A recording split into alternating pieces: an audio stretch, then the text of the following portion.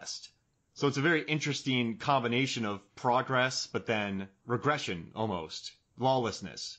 So it's like progression in the face of, you know what I mean? It's an interesting thing that they threw in there, and I really applauded that. And you know what's funny in my notes? I have one thing that says badass sets. And I also have, I'd hate to own that bar, because how many glasses get broken? When all the cowboys are in a bar, how much money overhead do you lose with these guys around? It's going to be a lot. And God forbid, man, after the gunfight, all those broken windows. Yeah, like, you have to get everything sent there. Like, so for you to order whiskey bottles, you can't just go about breaking them because you're sort of in the middle of nowhere, Arizona. It's not too built up yet. So you don't want these cowboys busting all your bottles. Yeah, no, fair criticism. But then again, the people who are losing out the most, let's just call it like Wyatt and his gang, there are multiple times where there was $500 to thousands of dollars, and they would give a dollar amount on the table. And I'm just thinking, in 1879, like, one of those pots is going to cover all the damage of this whole movie. Yeah, exactly. And then the guy wins all that money. He goes, drinks for everyone. Well, so I guess that's why you want him there. Did I just answer my own question? I can't, well, but no, I do remember replacing this stuff has to take time, yeah. Though, right? But you're rushing it somehow. Do you keep extra stocks of things? Do you have a case with 144 more beer mugs that aren't even being used because when they break, you can't just go to a Walmart? Yeah. Like, is there a guy who is really only working when you commission him to work, but because, windows require so much attention, it's like one guy doing the wood lattice work and the glass pane work. So it's like, just whenever glass breaks, he gets a call, and that's when he's working. Yeah. Like, is that how the economy works? We need an Old West economist. Yeah, who's replacing these windows so quickly? So I would talk to Curly, and I'd be like, listen, man, I cut you guys good prices. I'm happy to have you here. But can your guys just break like 15 less glasses? You can still break like 75. Just keep like 15. Break 15 less a night. Actually, I would just say break all the beer glasses you want. Just don't break my windows anymore. Please. And like, listen, this isn't like a threat. I can't retaliate, obviously. You're in control here. But, I do you guys a favor. Can you just do one favor for me, right? Or if the window breaks, can you give me money for it? Like, I would... you couldn't deal with them. You just have to get money where you could. So that's what I would say. So, okay, remember when they're hunting down the cowboys and you see all those shots of like 5 people on the horizon riding their cowboys? Yeah. I'm riding their cowboys, riding their horses. Right. So it's like they're going from like town to town to find these cowboys, right? Yeah, yeah. So I wonder, what if you're a bar owner or the mayor or whatever, you're like, look, cowboys, we aren't going to make a big stink about you breaking all this stuff, but whenever you go from town to town, you gotta bring more glassware with you. Yeah. Just bring it in a crate. Just put it in the back. I won't tell any of the other patrons that you still seem all bad and everything. But so Curly, like, when you can, man, just 100 more glasses, please. I won't. Yeah, that's funny, John. I won't tell anybody. Like the saddlebags, like Ike has 3 window replacements, right? And like Curly has like one guy with a wagon who's pulling the wagon, and they're like just cases of glassware. and they just tuck them. They put like a case of it behind each bar that they like in the town that they're visiting. Like milk instead of like right. It's the best kept secret. And this way, like, the bartenders were like, oh my gosh, what's going on with my owner and my owned and operated business? But then it's like you cut to the next scene and they're like in there again and everyone's cool with it. Cleaning new glasses. Oh man, we need that deleted scene. All right, and then so we haven't even gotten to the shootout at the OK Corral where Val Kilmer shoots in the air, a horse runs, and then he kills the guy who was hiding behind the horse. Yep. What a good, we haven't even really talked much about Sam. We still haven't talked much about Bill. Well, does Bill Paxton have much of a character in this show? No. I mean, his character, what he has is rich on screen, but it lacks the iconography of most of the other characters. Yeah. I feel. He's good, and he has that good line about, heaven, like all these stars, and we're here on Earth. It's kind of humbling, but. Yeah, he he's just there. I mean, he's a bit of a moral compass too, because when like Virgil goes to the side of the law, and then Wyatt's like, I thought we had a good thing going here. He's like, oh, you too? And he's like, I just thought it was what you would have done. I love Russell's reaction to that. You don't never see him be that squirrely. He's like I guess in Escape from LA, he didn't want to help, but they forced him. In Big Trouble in Little China, he had to get his truck back. Tombstone, he had to help his brothers. Soldier, he got shipped to a planet, had to help. Whoa. Captain Ron, he just got paid. Last minute. What do you think?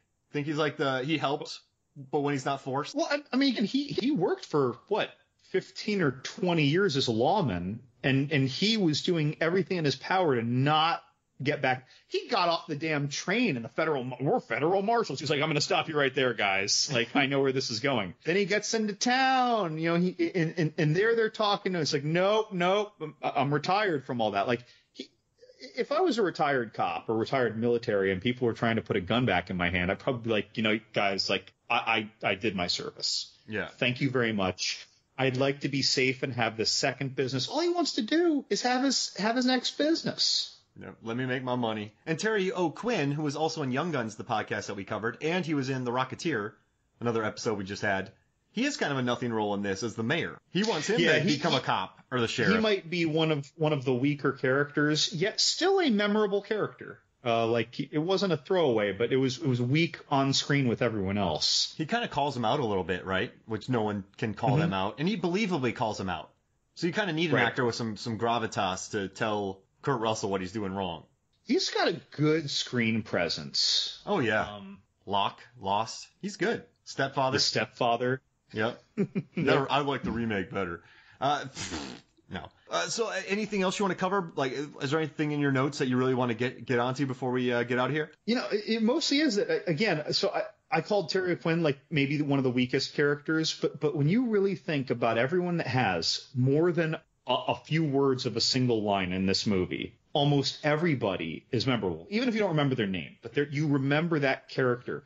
Really appreciate, listeners, like any movie that you love, and ask yourself how well you remember all the characters that have basically more than a line, and and then how it was delivered. Did they stand up well to your main actors? And this, no one stands out as a weak acting link. No, I so wanted to be Turkey Pete or Texas Pete or Turkey Jack. I'm sorry. If there was a weak link, it's when the guy is translating the Spanish and Johnny Ringo has to say, your Spanish is as bad as your English. I was like, that guy might have been a weak link, but that was funny as well, and I remember it. And it's a good way to build up your villain. So at the end, right, when the murdering spree is happening, I love those probably helicopter shots where, Turkey Jack, Turkey Leg, Texas Hot Sauce Pete, and then, Wyatt Earp and Doc Holliday are riding the horses. They're really riding those things, dude. Like, they're trucking on those. And Val Kilmer and Kurt Russell look good on those things. And then the director, Cosmatos, was like, I never thought I would ever see somebody shake hands while riding a horse. There's a scene where Val Kilmer and Kurt Russell are just riding next to each other, and they shake hands in a full gallop. Yeah.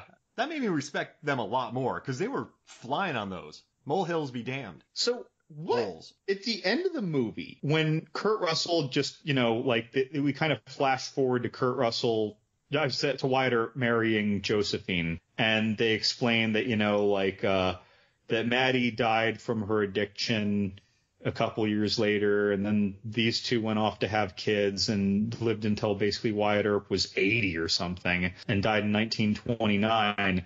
But they're saying all these things. Did Wyatt Earp get an 1800s divorce from Maddie? I mean, they don't say that. No, I think it was just the Wild West at the time, man. Maybe they shacked up for a while, and then his wife passed away. Man, that's gnarly. And we touched on it just a little bit early in the discussion, but how do you feel about Josephine being such a smart missile targeting Wyatt Earp, known to be a married man, right away? I had a bigger problem with her trying to explain that word to him when she. She mansplains to him. When serendipitous. Serendipitous. That means this. And he's like, I know that. He's like, I know what it means. That annoyed. See, I guess what I liked about it, she was just pretty unapologetic about it, so I didn't really worry about that, right? Like, she just said, all right, I'm getting him. All right, cool. But I hated more the explaining the word to him. I know that's weird. No, I didn't like that myself. That felt. I understood why the character might have done that, but it doesn't mean that I liked it on screen. I mean, they don't give her enough time, Dana Delaney. I mean, I think it's credit to her as an actress, just being likable. But they did not give her enough time to warrant their relationship did not have much time. That's probably, I mean, but they had to kind of cut something out. You can't spend another 15 minutes on that. If so many characters are memorable, it's because a lot of people are getting screen time with a lot of lines. Here's the thing, though. If we're going to love Doc Holliday, who in the beginning murders a guy, he's like, oh, we're on to another town. I guess we can't really have a problem with Dana Delaney, Josephine, looking at Kurt Russell and going, that's Kurt Russell, I'm getting him, right? I want one. Yeah, I want one. So, I mean, she, comparatively to everyone else in the town, I mean, Kurt Russell's like grabbing money from people. So he's making money on all these people going through hard times. So comparatively, I guess it's not that bad. But I don't like her explaining that word to him. That's the biggest annoyance. I hate it on both sides. On both sides, I hate it. I'm not saying because it's her to him. Like on either one, it would be annoying. She high society splained. Yeah, there we go. It was cute at the end. He's like, "What are we gonna do for money?" She's like, "My family's rich." Well, hey, happy endings, right? All right, John. Last thoughts before we get out of here. It's just like I said with True Lies. This is one of those movies that probably people who were 30 or under might have never gotten around to, and you'd think, why bother? There's so many movies out. But this is one of those movies that it got so much right almost all the time on the screen. Such a huge ensemble cast, all these memorable characters, some great confrontation scenes. Like, you got to see this. Yeah. If you haven't watched it, watch it. It's worth it. I love this movie. If you like any of these actors today, I realize they're older now, right? But if you like any of these actors today or like any of their movies, please go see this. Does it make your Kurt Russell top 5? I think it probably would. All right. So for me, I have what? Big Trouble in Little China, The Thing. Right? And then you have, right. Geez Louise, I don't even think I could pick a lot of these. Escape from New York. Gotta have The Thing in there, right? Yeah. Oh, so I have Big Trouble in Little China, The Thing, Escape from New York. But I mean, I love Captain Ron. I love Miracle. I love, geez Louise, this is tough. I don't know, man. I love Escape from L.A. Tequila Sunrise. No, not Soldier. I mean, I love Soldier, but it wouldn't be a top 5 for me. I mean, yeah, I guess I'd put it 5, maybe. What do you think it would be? Like, would you put it ahead of Big Trouble in Little China and The Thing? I'm not necessarily ordering them, but my top 5, I'd have The Thing, I'd have Big Trouble in Little China, I'd have this, I'd have Captain Ron, and after that, I'd have to think about what would be the 5th thing that I'd put in my top 5. But those 4 would absolutely be in my top 5. No, not necessarily in any particular order. No, I can't order. The Thing is number 1. The Thing for me is number 1. I mean, I'd put Bone Tomahawk in there in my top 5.